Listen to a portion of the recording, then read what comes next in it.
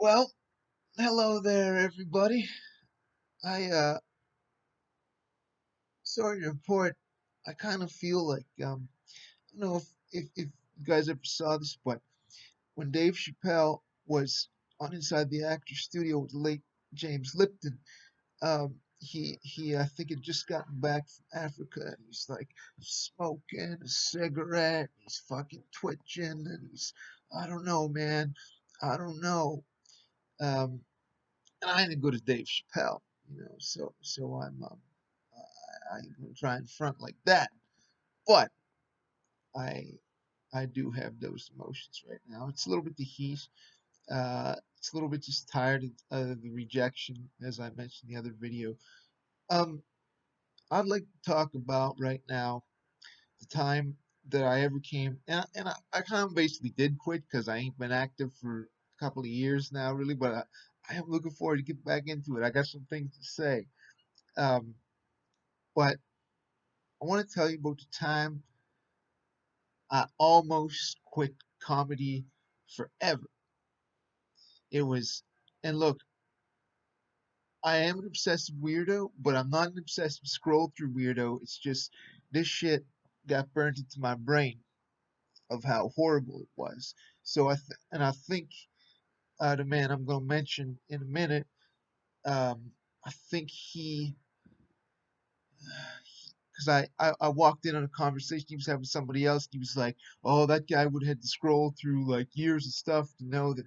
No, buddy, it burned in my memory that hard, and I'm savant, and I can't help it. I felt so damn wrong that it stuck with me forever, forever. Uh, and and so night I almost quit comedy, November 8th, 2010. I had agreed to be roasted at Gus's pub. This was when Gus's Pub's comedy show was still under the leadership of the very much challenged uh, Gerard Farmer. I like Gerard actually, but uh,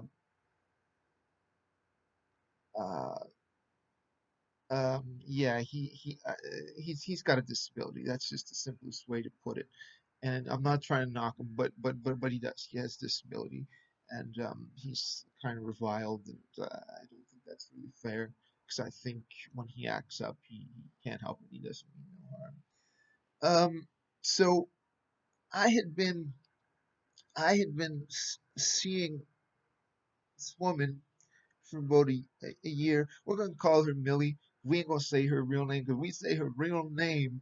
I think it's something like Voldemort. The devil will appear and suck my soul out or something.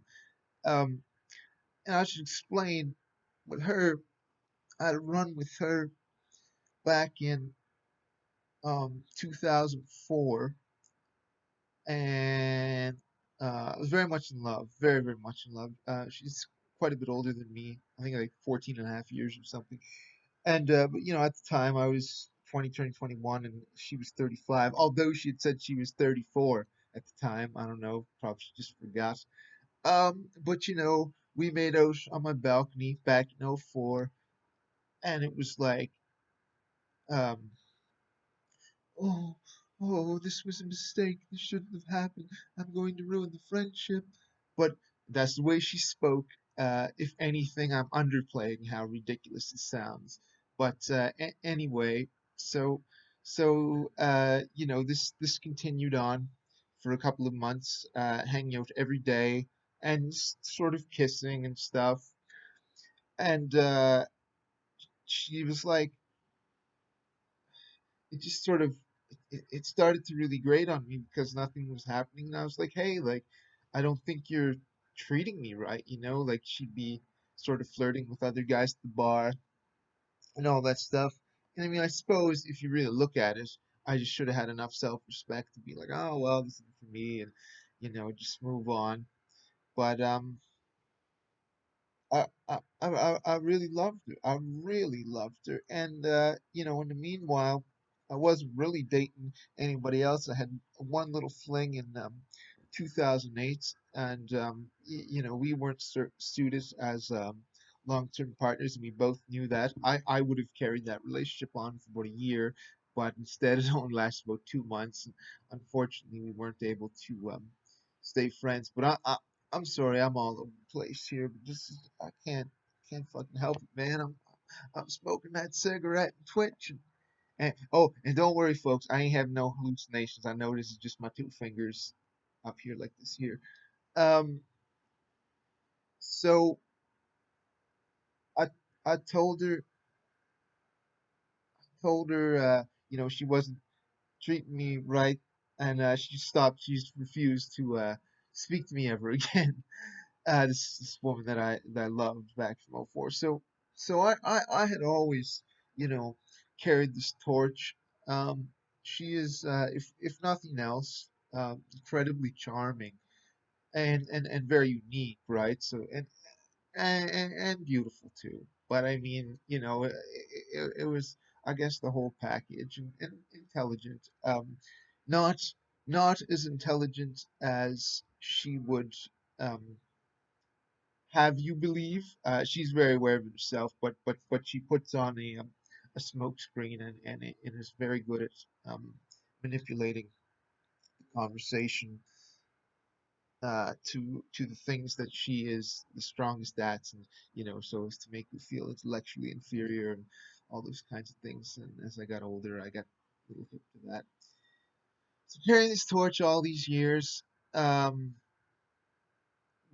we eventually reconnect after some insistence on my part in '09. So 5 years later, the fall of '09, and we're going to the park, and no kissing this time, but cuddles on the couch and holding hands, and she comes see my shows, and so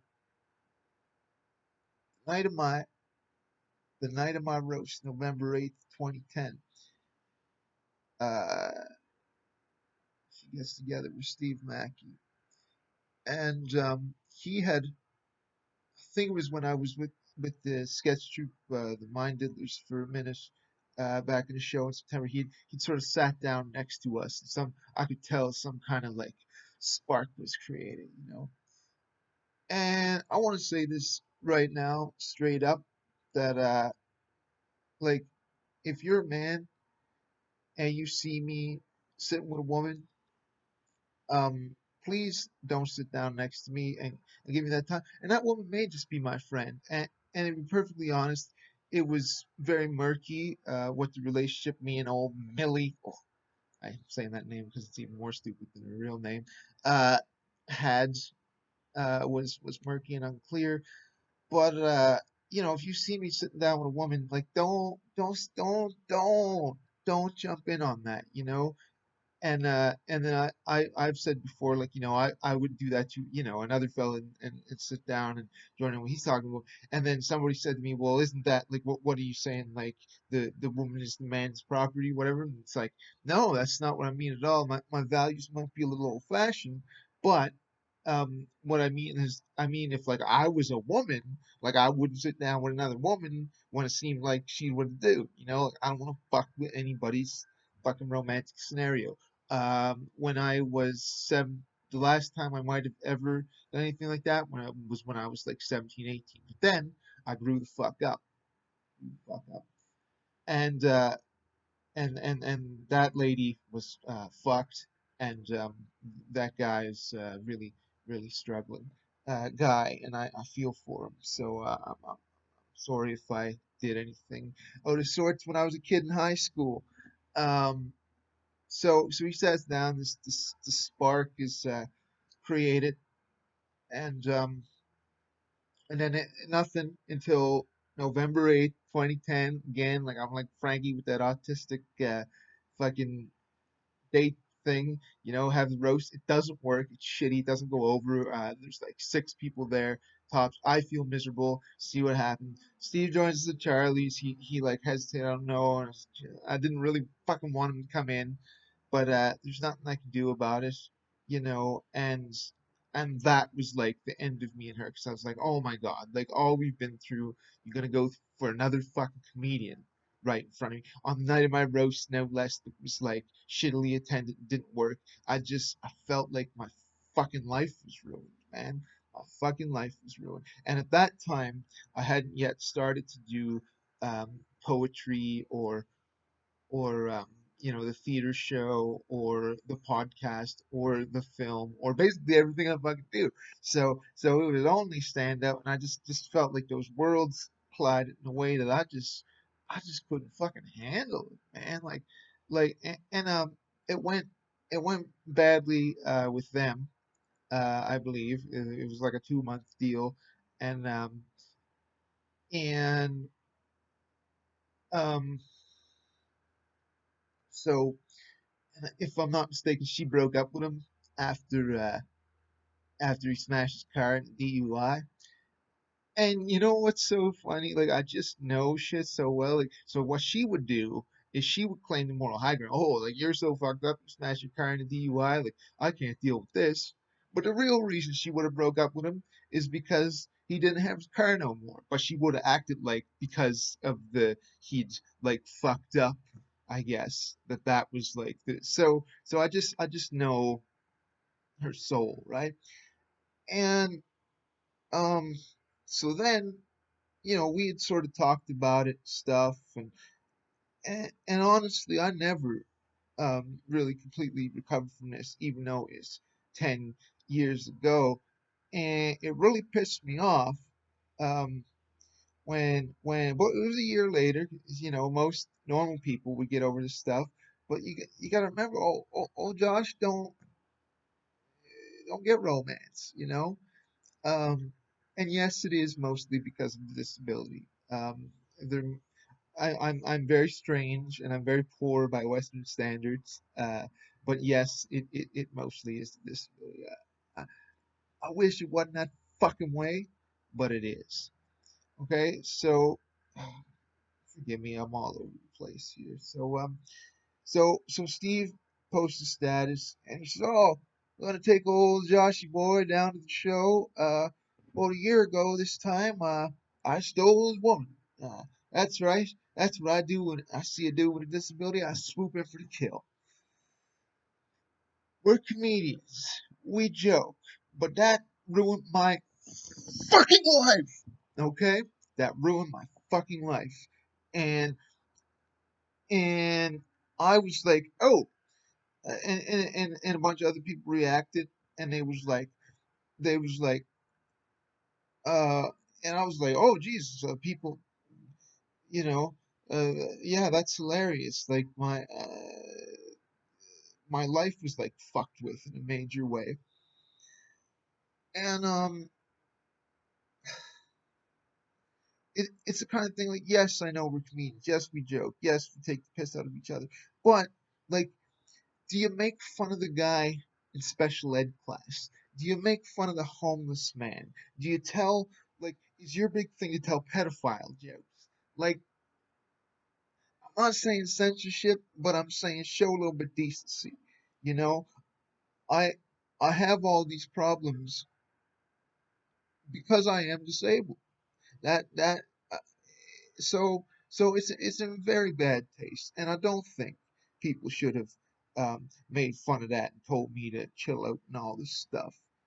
Um, but here's what I'm gonna do: show you the kind of man that I am. Steve, I like you.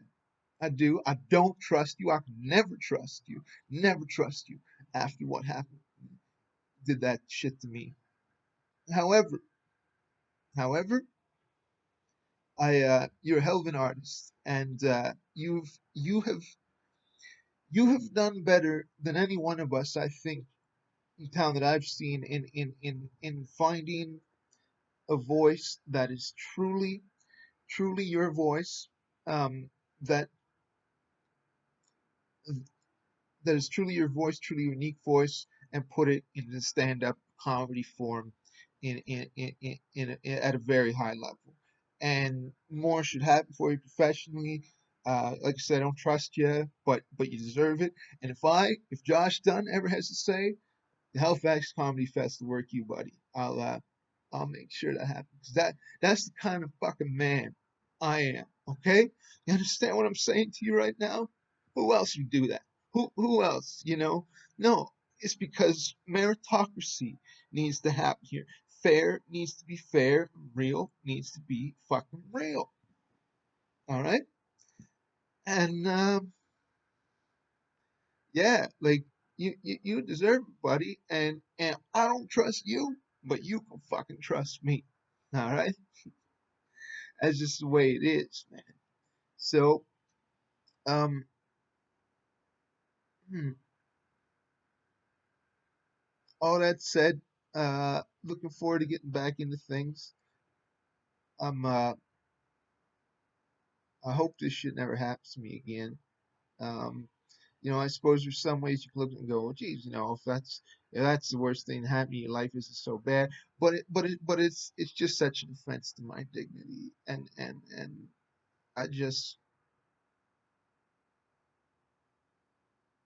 you know, twitching and smoking that cigarette.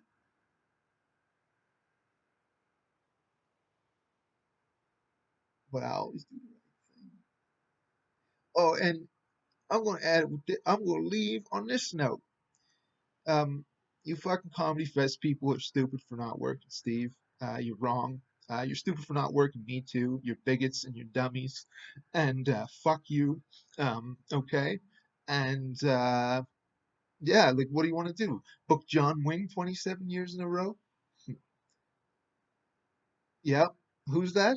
Yeah, exactly. And I know you just don't know who fucking I am or Steve is. Some he is, right? But I mean, it's just these fucking same fucking people that ain't even fucking famous, unless somebody's like a hardcore comedy fan, and they don't know these guys because these same people get these fucking TV spots over and over again.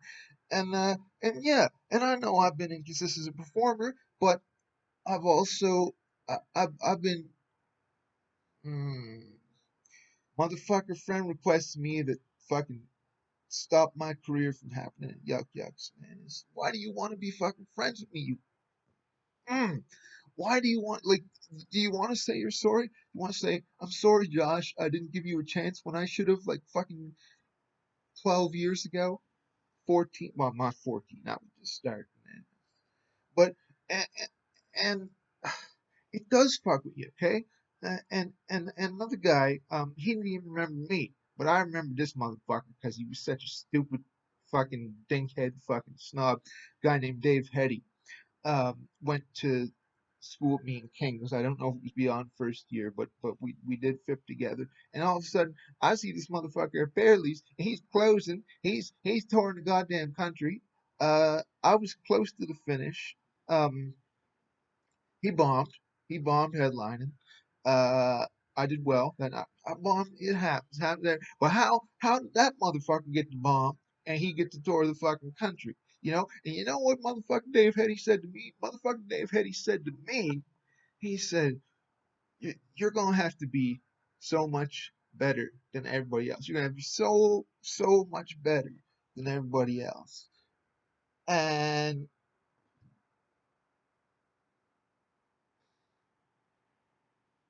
and and I think there is something to that. If that's the case, if I gotta be like loads better than somebody to get their spot, I want to sue for fucking compensation. You know, um, money right now ain't gonna make me happy, but it'd be nice not to have to worry, that $1 million score. And then I can just go about my business and never worry about making a dime. Try to do good art, try to have a good time, try to help people when I can, try to do what's right, help people, man.